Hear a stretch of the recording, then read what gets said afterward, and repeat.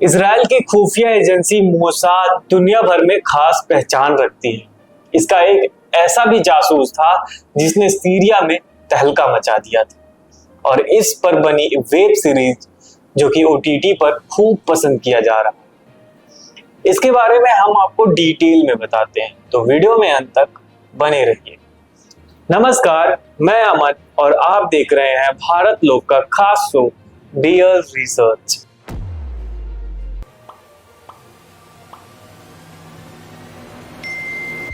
Israel की खुफिया agency Mossad. Israel की खुफिया एजेंसी मोसाद का एक जासूस अर्जेंटीना से होते हुए सीरिया पहुंचता है और इतना ताकतवर बन जाता है कि देश का नेता उसे उप रक्षा मंत्री बनाने ही वाला होता है।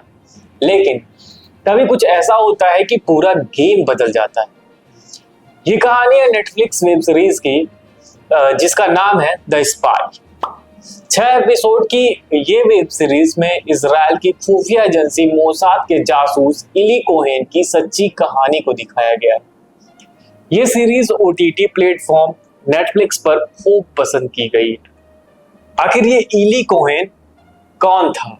इली कोहेन का जन्म 1924 में मिस्र के अलेक्जेंड्रिया शहर में हुआ था। उनके माता पिता सीरियाई और यहूदी थे और इजराइल कोहेन को कई भाषाओं की जानकारी की वजह से उन्हें इजराइल की खुफिया एजेंसी के लिए आदर्श उम्मीदवार बना दिया। 1955 में इली ने इजराइल में एक ट्रेनिंग ली और 1957 में मिस्र से इजराइल चले गए। 1960 में इली को मोसाद में जगह मिल गई। 1961 में मोसाद ने इली कोहेन को अर्जेंटीना भेजा, जहां उन्होंने कमाल अमीन थाबीत के नाम से एक सीरियाई व्यापारी के रूप में पहचान बनाई। उनको सीरिया में रहकर वहां से खुफिया जानकारी इजराइल को भेजनी थी।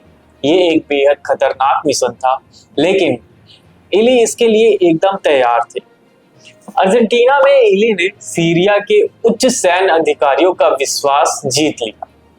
1962 में वह सीरिया के दमिश्क में बस गए और वहां उन्होंने उच्च राजनीतिक और सैन्य स्तरों तक पहुंच बनाई।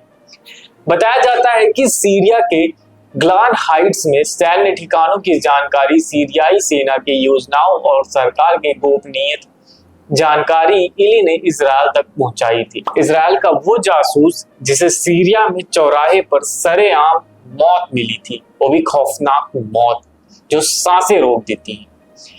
The spy web series Israel की खुफिया एजेंसी मोसाद दुनिया भर में खास पहचान रखती है।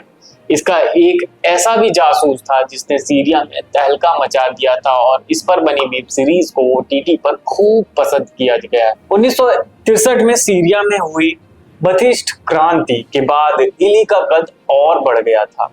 यहाँ तक कि क्रांतिकारी नेता अमीन अल हाफिज ने उन्हें उप रक्षा मंत्री नियुक्त करने पर विचार किया।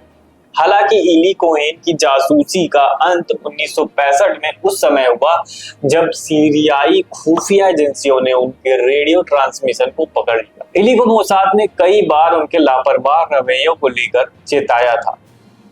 आखिरकार इली गिरफ्तार हुए और बाद में सैन्य न्यायालय में मुकदमा चला।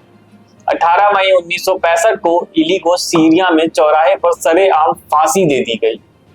इली ने अपनी पत्नी को लिखे आखिरी शब्द थे, मेरी प्यारी नादिया, मैं तुमसे विनती कर रहा हूं कि जो कुछ गुजर चुका है उसके बारे में रोने में अपना समय बर्बाद ना करना। खुद पर ध्यान देना और शानदार भविष्य की ओर कदम बढ़ना। ये रही कोहेन की सच्ची घटना जो मोसाद के एक बहुत बड़ी, जो कि सबसे बड़ी खुफिया एजेंसी को प्रदर्शित करती। आपको हमारी ये जानकारी कैसी लगी?